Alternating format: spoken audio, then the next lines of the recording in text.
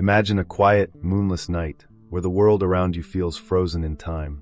You're standing alone, surrounded by the ghosts of the past, in a place where the dead outnumber the living.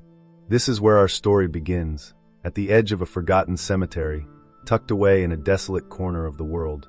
It was supposed to be a simple job, one that promised peace and solitude. But for Alex, that night would become a descent into madness, an encounter with something far darker than he could have ever imagined.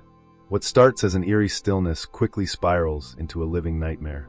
The air feels thick, as though something is watching from the shadows, waiting for the right moment to reveal itself. But when it does, will Alex be able to survive, or will he become another lost soul, bound to the cemetery for eternity? In today's terrifying tale, we delve into the chilling account of Alex's terrifying experience in a house that sits on the very edge of an ancient burial ground. This story is told in his own words, real, raw, and terrifying. As you listen, remember, not all stories are made up. Some are warnings. If you're ready to confront your deepest fears, make sure to like this video, subscribe to Sinister Stories, and share it with friends who think they're brave enough to face the darkness. Keep your lights on. You won't want to miss what happens next. The cemetery sat in the heart of nowhere, where the land seemed to stretch endlessly beneath a sky that never quite reached the ground. A suffocating fog rolled across the earth like a living thing, crawling over cracked gravestones and gravely old trees that twisted into the black sky. The house at the center of it all, a crumbling relic from a forgotten era, stood alone, its weathered windows like hollow eyes staring out into the night. It seemed to watch Alex as he approached, welcoming him with the unsettling stillness that only old, abandoned places can possess. The air was damp, the smell of decay heavy in every breath. The ground beneath his feet felt unnervingly soft, as if the earth itself was hungry, ready to swallow anyone foolish enough to trespass. A low, distant howl of wind cut through the trees, as though some ancient spirit was whispering its warning, though no one would ever hear it. The house, once a caretaker's haven, now stood as a mausoleum to loneliness. Its once white walls were now darkened by age and neglect. The door groaned loudly as Alex pushed it open, a sound so haunting that it felt like the house itself was sighing, acknowledging his arrival with an air of resignation. Inside, the air was still and heavy, like an unspoken secret trapped between the walls. The floorboards creaked under his weight, protesting every step as though trying to warn him to turn back. But Alex, desperate for work, ignored the creeping dread crawling up his spine. The moonlight filtered through the cracked windows, casting long, twisted shadows across the dusty furniture. Dust hung in the air like an oppressive veil, thick enough to taste, but the strangest sensation was the weight of silence, like something or someone was holding its breath, waiting for the night to unfold. The longer Alex stayed, the more it felt as though the cemetery around him was slowly closing in, its presence tangible, pressing against him from all sides. The stones stood like silent sentinels, marking the boundaries of a realm where the living had no place. And as the first chill of night settled in, Alex felt an invisible pull from beyond the grave, a feeling that, no matter where he went, the cemetery would always be watching.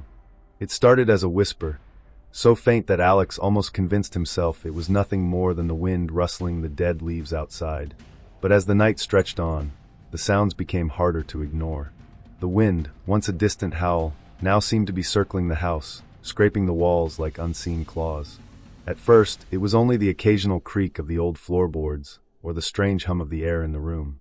But then, the noises started to escalate. The sound of footsteps echoed in the hallway, slow, deliberate, but there was no one there. Alex froze, his breath caught in his throat as he glanced toward the darkened doorway. The house seemed to be alive, breathing with him, with the weight of something ancient pressing down on him from every direction. Suddenly, the temperature dropped, and Alex shivered, his breath visible in the dim light. He checked the fireplace, cold. The windows were sealed shut, not a draft in sight. But the chill lingered, crawling beneath his skin, leaving a thin layer of frost on the edges of his thoughts. The quiet that followed was deafening. The kind of silence that made the hairs on the back of his neck stand on end. The kind of silence that suggested something was listening, waiting. Then the whisper came again, but this time it was clearer, louder. And it wasn't the wind. It was a voice. A soft, almost melodic tone that seemed to rise from the very floorboards beneath him.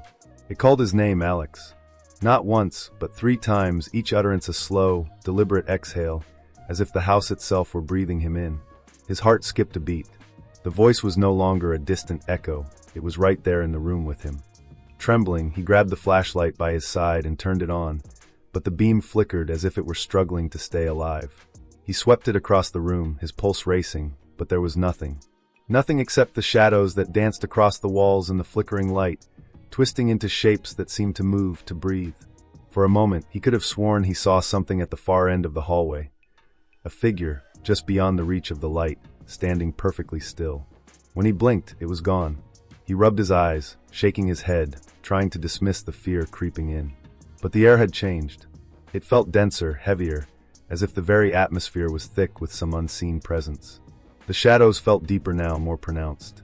They clung to the corners of the room, stretching unnaturally long as the light from his flashlight danced across the floor.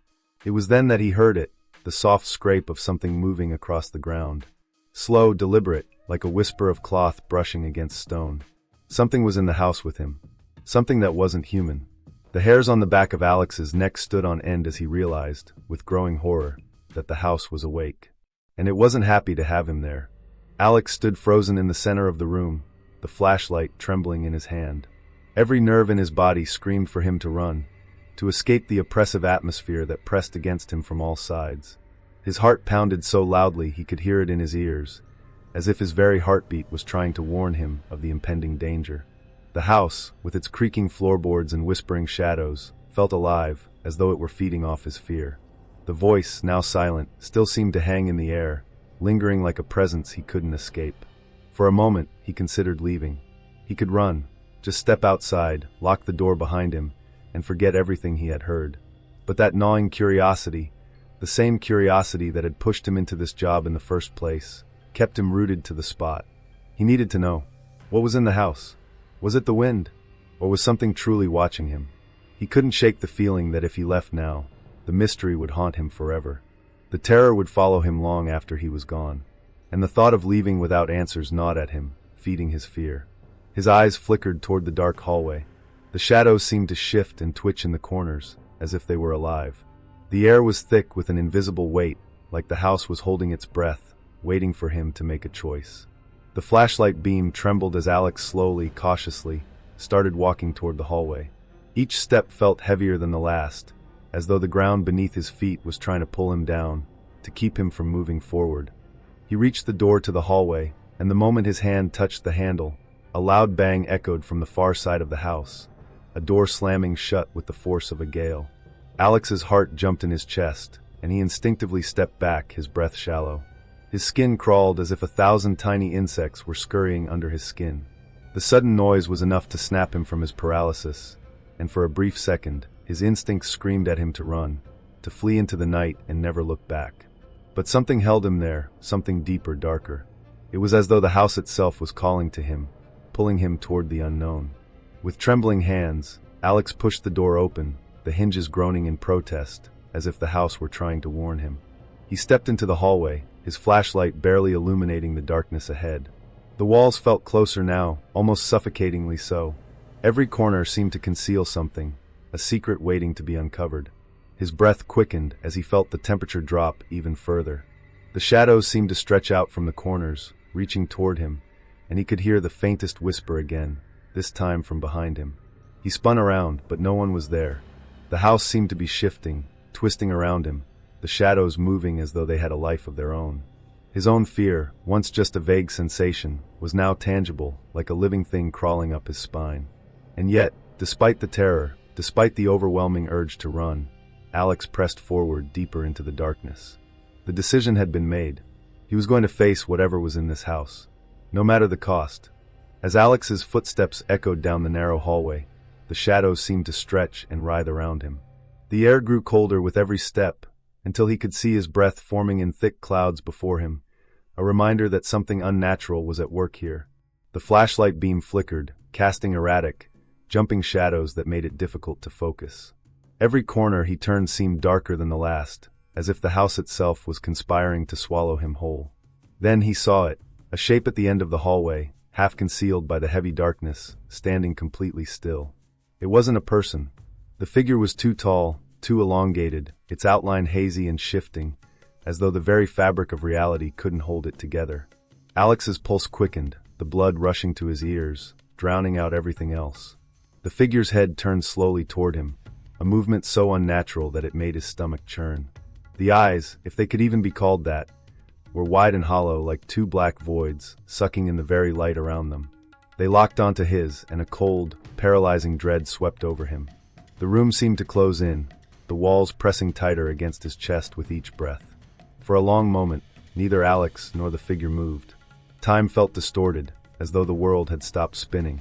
Then, the figure took a slow, deliberate step forward, and the air grew heavier with each movement it made. It was as if the floorboards beneath it were groaning under its weight, but Alex couldn't tear his eyes away from it. His hands shook violently as the flashlight flickered again, casting fleeting glimpses of the creature's form. Its body tall and emaciated, its limbs too long, its fingers tapering into claws that seemed to stretch toward him like tendrils reaching out of the darkness. The sound of its breathing was like the slow rasp of a dry wind, deep and guttural, filling the space between them. Every inch of Alex's body screamed at him to run, but his legs refused to move, rooted to the spot by an invisible force. The creature took another step, and the shadows around it seemed to bend and twist, as though the darkness itself was alive, wrapping around the figure like a cloak. And then it spoke. The voice that came from it was low, rumbling, and ancient, like the earth itself had opened up and was speaking through the creature. It didn't use words, but something far worse, feelings, images, emotions, flowed into Alex's mind like a wave crashing over him. He could see flashes of graves breaking open, bones rising from the earth, the cries of the dead filling his ears. The creature's voice was a chorus of despair, a promise of torment and eternal suffering. It whispered of souls trapped in this place, buried beneath the weight of secrets too dark to be uncovered. Alex tried to scream, but the sound died in his throat. His mouth went dry, his body stiff, as the creature stepped closer, the coldness intensifying with every inch it gained. Its claws now hovered inches from his face, and he could feel the chill of its presence sinking into his skin, freezing him from the inside out. The whispers around him grew louder, more frantic, and Alex realized with growing horror that the house was alive. The walls, the floors, the very air, everything in this place was connected to the creature. It was part of the house, and the house was part of it. With a sudden, jerking motion, the creature lunged forward, its claws flashing toward him, and everything went black. In the darkness that swallowed him whole, Alex's heart pounded in his chest, his mind struggling to make sense of what was happening. The world around him felt like it was collapsing, warping, into something beyond comprehension. He could still feel the cold, the bone-chilling presence of the creature, its breath seeping into his skin. But there was something else, something more unsettling than the physical terror. The house, the entire cemetery, felt alive, breathing with him, tightening around him like a vice. Suddenly, the cold lifted, just enough for him to breathe. The darkness shifted, and he found himself standing in what looked like the same hallway, but it was distorted, warped beyond recognition. The walls were bleeding. Yes, bleeding, dripping thick, dark liquid that pooled at his feet, turning the floor into a grotesque mirror of reality.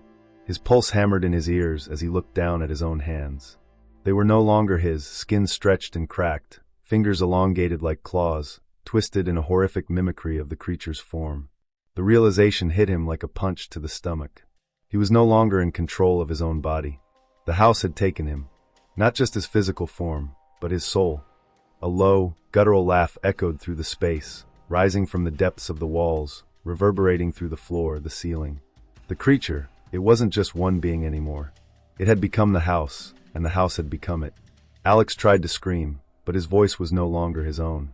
It was a chorus of voices, screams, pleas, and moans of torment all woven together, rising from the very earth beneath him. The cemetery wasn't just a burial ground. It was a prison, a place where souls were eternally trapped, their essence absorbed into the fabric of the house itself. Alex was just the latest, and the truth hit him with terrifying clarity. This house, this cemetery, wasn't haunted by ghosts of the past. It was a creature, a parasitic entity that fed on the living, devouring their souls and using their fear to grow stronger. The figures, the voices, the whispers, they were the remnants of those who had fallen before him, lost and consumed by the house, now bound to its unholy existence. Alex was nothing more than a new offering to the entity, a new vessel for its endless hunger. The shadows that had tormented him were the spirits of those long dead, but now they were part of the same horrible entity that had claimed him. Alex's mind shattered, his sanity slipping away like water through his fingers. But as his vision blurred, a new sight began to form, a vision of something that made his blood run cold. In the distance, just beyond the horror of the hallway, he saw the gravestones, the very same gravestones that had lined the cemetery outside. But they weren't just stone markers anymore. They were alive, shifting and twisting, reaching out from the earth like skeletal hands, pulling themselves free from the soil. The ground was breaking open. The dead were rising. They were coming for him. The realization hit him harder than anything else. This nightmare wasn't just confined to this house. The curse had spread. The cemetery, the entire land, was now infected with this abomination. It had fed on the living for centuries, and now Alex was part of its cycle. An endless feeding ground for the house to consume, to grow, to claim more victims. The ground beneath him trembled, and as Alex's body began to collapse under the weight of his own terror, the last thing he saw was the dark figure standing in the shadows, watching him, waiting for the next soul to join the darkness. It was the beginning of the end. For him. For anyone who dared step onto this cursed land. And then, as the darkness closed in, Alex vanished into the very walls that had devoured so many before him. The house was hungry again, its thirst unquenchable, its hunger eternal. The morning light crept through the cracked window, casting weak, pale beams across the now silent house. But the air inside was thick, stagnant with the remnants of terror. The house seemed almost peaceful in the daylight. Too peaceful, as if it were pretending to be something it was not, hiding the horrors it had witnessed. The smell of decay hung heavily, and the walls seemed to pulse with an eerie rhythm, as though they were still alive, still breathing in the aftermath of the night's events. Alex's body was found, but it was not the Alex who had entered the house the night before. His body was cold, stiff, and lifeless, lying crumpled near the threshold of the doorway. His eyes, wide open, were devoid of recognition, staring blankly at the ceiling. His face was twisted in an expression of pure horror, an expression that had been frozen on his face long before death had claimed him. His clothes were torn, as though he had been dragged, clawed at, and pulled through the house by something unseen. The marks on his skin told a different story, one of a struggle not just against the creature, but against the very house itself, as if his body had been stretched between worlds, twisted into something unrecognizable. The local authorities, though baffled, chalked it up to the violent events of the night. A man alone, consumed by madness in the darkness of an old, abandoned house. But the townsfolk, those few who still dared live near the cemetery, knew the truth. They had heard the whispers. They had seen the shadows shift. And now, Alex's fate was sealed in the same unholy soil that had consumed so many before him. In the days that followed, strange things began to happen. The caretaker's house remained untouched, as though the spirits that had lived within its decaying walls were now restless, their presence lingering in the air. The cemetery, too, seemed different. The gravestones were no longer just markers of the dead. They had shifted, moved slightly, as if rearranged by an unseen hand. The ground trembled at night, and the sound of muffled footsteps echoed in the distance, footsteps that seemed to come from nowhere and lead to nowhere. The locals, once skeptical, now avoided the area entirely. They could no longer deny that something was wrong.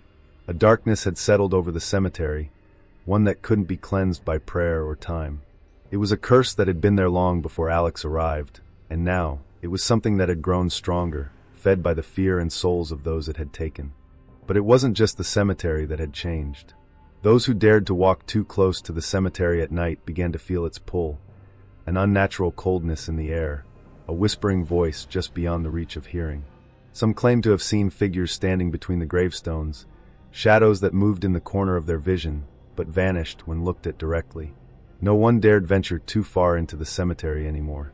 The house, the land, it had become a place of legend, an entity of evil that had no end, no mercy. And the most unsettling thought of all was this: it wasn't finished. The house wasn't done claiming its victims. Months passed, and the story of Alex's disappearance faded into a whisper, a cautionary tale that parents told their children to keep them away from the cursed cemetery. But those who had experienced the house's terror knew better. They knew the truth. The house was never really empty, and the dead never truly rested. They were waiting for the next curious soul to wander too close, waiting for the next offering to the darkness, waiting for the next soul to become part of the house. And somewhere in the shifting shadows of the old caretaker's house, Alex's hollow eyes were still watching, forever trapped in the darkness. Weeks passed since Alex's body was found, but the air around the cemetery had only grown heavier. It was as if the world itself was holding its breath, waiting for something, waiting for the next event, the next soul to fall victim to the curse that had been set in motion. The townspeople had long since stopped talking about Alex. They spoke in hushed tones when they passed the cemetery, a quick glance in its direction, as if acknowledging it was enough to ward off the creeping terror that threatened to consume them all. But not everyone had forgotten. Alex's sister, Emma, refused to believe the stories, the whispered rumors that had circulated in the small town. She couldn't bring herself to think that the brother she'd known, the one she had shared childhood memories with, could simply vanish without a trace. Something didn't add up, and she couldn't let it go. Her heart, torn with grief, pushed her toward the one place everyone else avoided, the caretaker's house, the cursed cemetery. Emma had to know the truth. The first time she stepped onto the land, it felt wrong. The air was thick, almost oppressive, as if the earth beneath her feet didn't want her there. The wind was still, yet the trees around the cemetery swayed as if caught in a hidden current. The ground felt soft, unstable, as though it were holding secrets buried deep beneath the surface, secrets that wanted to remain undisturbed. The gravestones loomed, their cracked faces peering down at her, some of the names barely legible, eroded by time. And the caretaker's house, silent still, but in the way a predator waits to strike. It had been years since anyone had dared to work there, yet it stood as though untouched by time, its presence lingering like a malignant force in the center of the cemetery. As Emma approached the house, a sudden chill swept over her. Her breath became shallow, the air thickening as though something unseen was pressing against her. She hesitated but pushed on. She needed answers. She needed closure. But the closer she got, the more the darkness around her seemed to stretch and pull, wrapping itself around her like a shroud. When she stepped inside, the silence was deafening. It was as if the house itself was waiting, watching her every move. The beams overhead creaked with each step she took, the floor beneath her feet groaning with age.